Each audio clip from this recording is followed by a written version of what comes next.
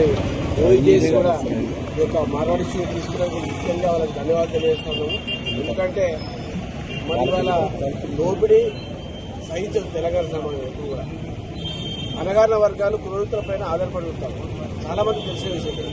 మరి ఇవాళ మార్వాడి పెట్టుదారు వ్యవస్థ చాలా మన గ్రామాల్లో మండల వ్యవస్థలో వాళ్ళు చాలా మంది కూడా వాళ్ళు షాపులు విపరీతంగా విరిగా పెడతా ఉన్నారు. కానీ ఓకే, ఒక్కసారి తెలంగాణ మేధావి సమాజం, ప్రభుత్వ యంత్రాంగం ఈ రెండు మాటలు దయచేసి మీరు గమనించాలి. మార్వాడి వడ్డీ వ్యాపారంలో మరి వాళ్ళు షాపులు పెడతా ఉన్నారు.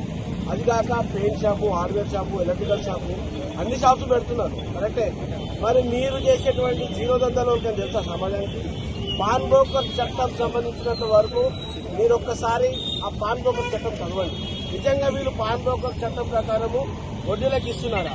ఇంకొక మాట చెప్తానండి, తెలంగాణ మొత్తం కూడా గతంలో కానీ ఇప్పుడు కూడా ఎంతో కొద్దిగా నిరక్షరగా ఉన్నది. మరి మీరు హిందీలో రాస్తున్నారు సార్, మీకు ఎవరు ఇచ్చారండి నాకు ఇక్కడ హిందీ విషయం ఎవరు తెలుసండి? మీ మార్వాడి షాపులలో లేకపోతే మీ షాపులలో చేసేటువంటి బిజినెస్లలో ఎందుకు తెలుగులో రాయదు? మా తెలంగాణ సమాజానికి మీ వ్యాపారం సంబంధించింది ఎందుకు తెలియకుండా మీరు మెయింటైన్ చేస్తున్నారు?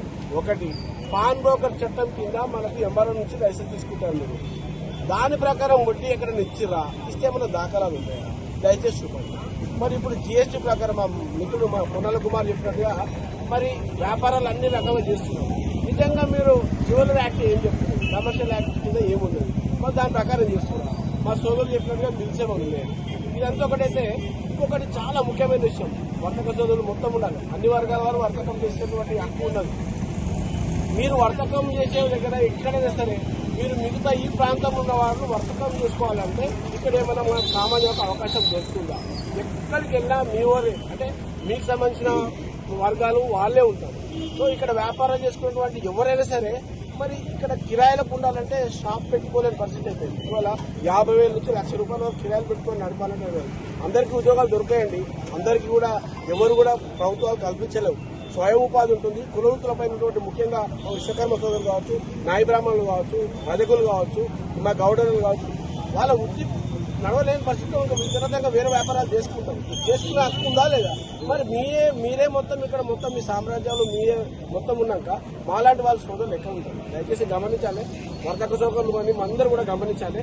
ముఖ్యంగా తెలంగాణ మొత్తం కూడా వాళ్ళ ఉపాధి లేక చాలా మంది అల్లాడుతున్నారు. అందరూ వ్యవసాయం చేసుకోలేరండి, అందరికీ కూడా ఉద్యోగాలు దొరికాయండి. ఏదో ఇతరులు కనుక వ్యాపారాలు చేసుకోవాలంటే ఇక్కడికి ఎంతో కొద్దిగా మరి యంత్రాంగం, ప్రభుత్వ యంత్రాంగం కానీ లోకల్ మేధావులందరూ కూడా గమనించాలి. ఇక్కడ ఉపాధి కోల్పోతున్నటువంటి, ఇక్కడ వర్తకం చేసుకోలేటువంటి పరిస్థితి ఎవరు కల్పిస్తున్నారు? దీనికి కారణం ఎవరు గమనించాలి. కేవలం ఇలా మార్వాడి గోపాయక్ అనేది నినాదంతో వచ్చింది కాదు, కడుపు గాలితో వస్తాయండి నినాదాలు. ఆ కడుపు గాలితో వచ్చేది ఇది. ఇవాళ తెలంగాణ సమాజం మొత్తం రోడ్ల మీద ఎందుకుంది మీరు గమనించాలి. ఇక్కడ కిరాయిలు కానీ ఎంతో కొంచెం చాలా పెద్ద ఎత్తున పెరిగిపోయినాయి. దయచేసి ఏదో మీడియా మిత్రుల ద్వారా మీకు అందరికీ తెలియజేస్తాను. ఇక్కడ నుంచి అయినా సరే ఈ దోపిడీ వ్యవస్థను అరికట్టాలి. తెలంగాణ సమాజంలో ఉన్నటువంటి మొత్తం కూడా ఇవాళ సంపద ఆవిరైపోతా ఉంది. ఎక్కడికి ఆవిరైపోతుంది మీరు తెలుసుకోవాలి.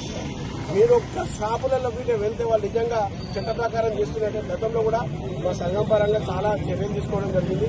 వాళ్ళ పైన కూడా దాడులు జరిగినాయి, ఎంతో కొంచెం సమర్థించుకోవడం జరిగింది. ఇక్కడ నుంచి అయినా సరే వాళ్ళ వ్యాపారాలకు మేము అడ్డు కాదండి. దయచేసి ఇంకొక మాట చివరికి చెప్పి ముగిస్తా ఉన్నాను. పుస్తమటలు చేసుకోలేని దౌర్భాగ్య పరిస్థితుల్లో మా సొరకాయలు ఉండాలి. నేను మనం ఎక్కడ ఉందా? ఇవాళ తిరుమల తిరుపతి దేవస్థానంలో చాలా మంది కూడా వివాహం కోసం అక్కడికి వెళ్ళడం జరుగుతుంది. అక్కడ కూడా తిరుమల తిరుపతి దేవస్థానం కూడా స్థానిక సొరకాయల దగ్గర చేసినటువంటి పుస్తమటలు మాత్రమే దేవస్థానం స్వీకరిస్తుంది. మరి మీకు ఎవరిచ్చారండి పుస్తమటలు మీకు షాపులలో అమ్మేటువంటి అధికారం? ఏ చట్టం చెప్పిందండి? దయచేసి చాలాసార్లు కూడా ఎంఆర్ ఆఫీస్ కూడా మీకు చెప్పడం జరిగింది. ఇక్కడ నుంచి పుస్తమటలు అమ్మమని చెప్పేసి వాళ్ళు హామీ కూడా జరిగింది రాతపూర్వకంగా.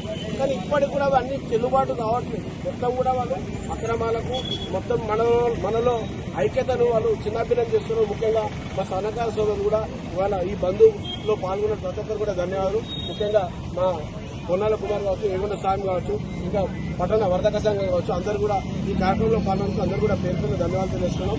ముఖ్యంగా సోషల్ మీడియా మిత్రులకు, ప్రింట్ మీడియా మిత్రులకు కూడా చాలా ధన్యవాదాలు. మరి సమాజము ఎక్కడైతే దోపిడీకి గురవుతుందో దాన్ని ఎంతో కొద్దిగా అణచివేతే మనము చేయాల్సిన బాధ్యత ప్రతి ఒక్కరికి